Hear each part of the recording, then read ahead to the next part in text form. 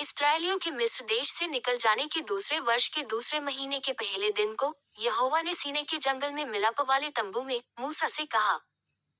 इस्राएलियों की सारी मंडली के कुलों और पितरों के घरानों के अनुसार एक एक पुरुष की गिनती नाम ले लेकर करना। जितने इस्राएली 20 वर्ष व उससे अधिक अवस्था के हों और जो युद्ध करने के योग्य हों, उन सबों को उनके दलों के अनुसार तू और हारून गिन ले। और तुम्हारे साथ एक एक गोत्र का एक एक पुरुष भी हो जो अपने पितरों के घराने का मुख्य पुरुष हो। तुम्हारे उन साथियों के नाम ये हैं, अर्थात रूबेन के गोत्र में से शदेऊर का पुत्र एलीसूर, शिमोन के गोत्र में से सूरीशुद्दै का पुत्र शलूमीएल, यहूदा के गोत्र में से अम्मीनादाब का पुत्र नहशोन, इस्साकार के गोत्र में से सुआर का पुत्र नतनेल, जबूलून के गोत्र में से हेलोन का पुत्र एलियाब। यूसुफ वंशियों में से ये हैं, अर्थात इरपम के गोत्र में से अम्मीहूद का पुत्र एलीशमा, और मनश्शे के गोत्र में से पदासूर का पुत्र गमलीएल।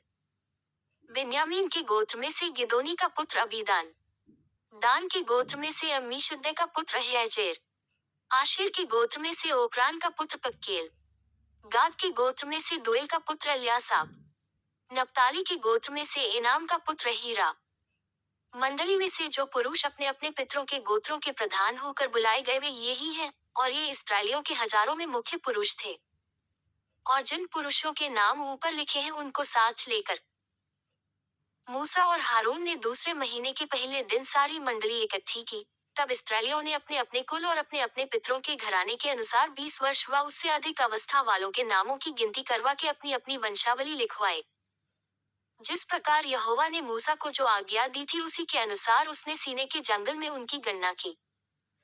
और इस्राएल के पहलौए रूबेन के वंश में जितने पुरुष अपने कुल और अपने पितरों के घराने के अनुसार 20 वर्ष व उससे अधिक अवस्था के थे और युद्ध करने के योग्य थे, वे सब अपने अपने नाम से गिने गए।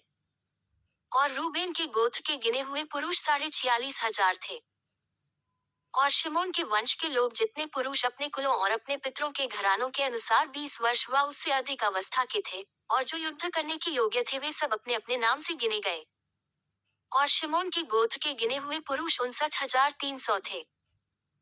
और गाद के वंश के जितने पुरुष अपने कुलों और अपने पितरों के घरानों के अनुसार 20 वर्ष व उससे अधिक अवस्था के थे और जो युद्ध करने के योग्य थे, वे सब अपने अपने नाम से गिने गए।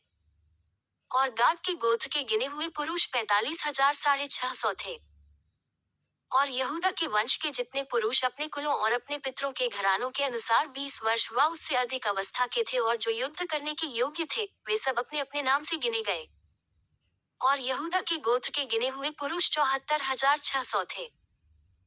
और इस्साकार के वंश के जितने पुरुष अपने कुलों और अपने पितरों के घरानों के अनुसार 20 वर्ष व उससे अधिक अवस्था के थे और जो युद्ध करने के योग्य थे, वे सब अपने अपने नाम से गिने गए। और इस्साकार के गोत्र के गिने हुए पुरुष 54,400 थे।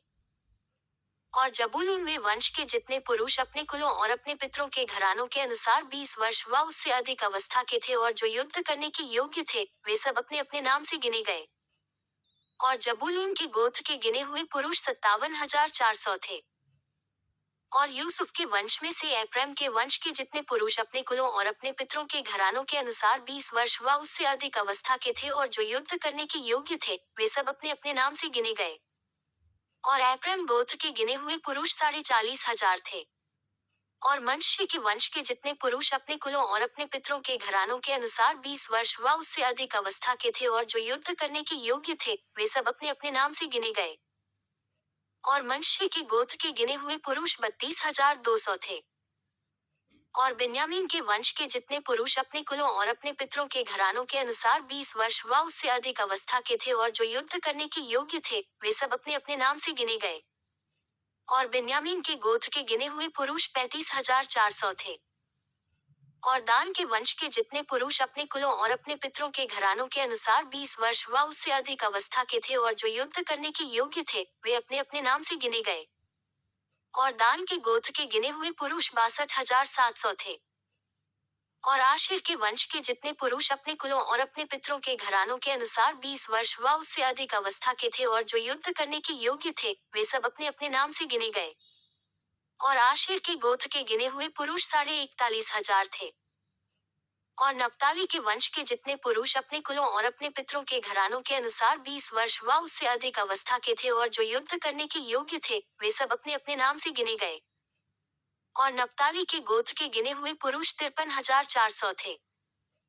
इस प्रकार मूसा और हारून और इस्राएल के 12 प्रधानों ने, जो अपने अपने पितरों के घराने के प्रधान थे, उन सबों को गिन लिया और उनकी गिनती यही थी।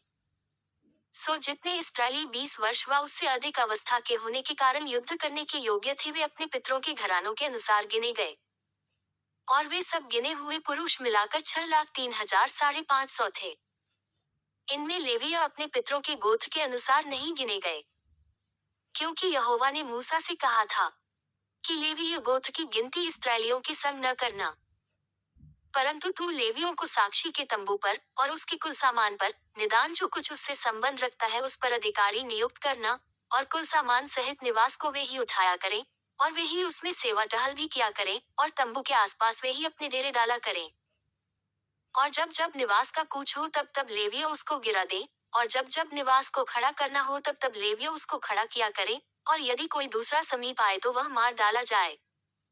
और इस्राएली अपना अपना डेरा अपनी अपनी छावनी में और अपने अपने झंडे के पास खड़ा किया करें।